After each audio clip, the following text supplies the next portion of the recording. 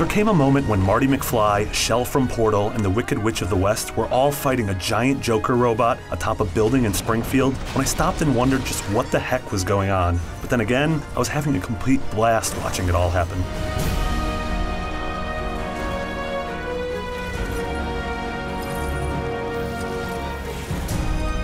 LEGO Dimensions is developer Traveler's Tales' first foray into the Toys to Life genre, which is a natural fit for its virtual versions of physical LEGO. While the gameplay itself is still relatively simplistic, the personality that runs through each and every world is the reason to stick around. This is the kitchen sink approach. Throughout the 10-hour campaign, you'll bounce from the worlds of classic movies like Back to the Future and beloved comics like Batman to amazing games like Portal. Like in the charming LEGO Movie, these collisions are fun, creative, and rife with hilarious, idiosyncratic interactions. It's Dimensions' greatest strength. With the starter pack, you'll get to play through the entire campaign with Batman, Gandalf, and Wildstyle. While there's a satisfying amount of game there, you'll need to opt in and buy the additional sets in order to unlock some of the best side missions, which are set in places like Springfield and Aperture Science. The love and care given to packing those worlds with cute, clever nods like this one made exploring a treat. You're coming with me, Scarecrow! It's even better when Dimensions mashes two universes together, like when Sauron from Lord of the Rings goes on a tear through Superman's Metropolis. Traveler's Tales' fantastic brand of Pixar-esque humor can make a kid laugh while simultaneously having more nuanced jokes aimed at adults, and it had me smiling throughout most of my time with Dimensions.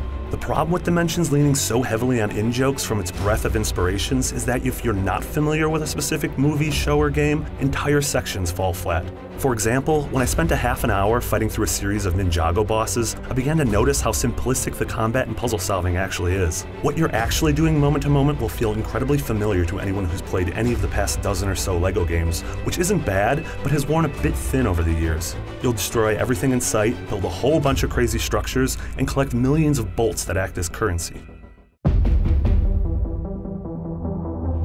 The big change with Dimensions, though, is the physicality introduced through the toys and the portal that you connect to your console. Any LEGO Dimensions character or object you place on one of the portal's 7 positions is transported into the game world.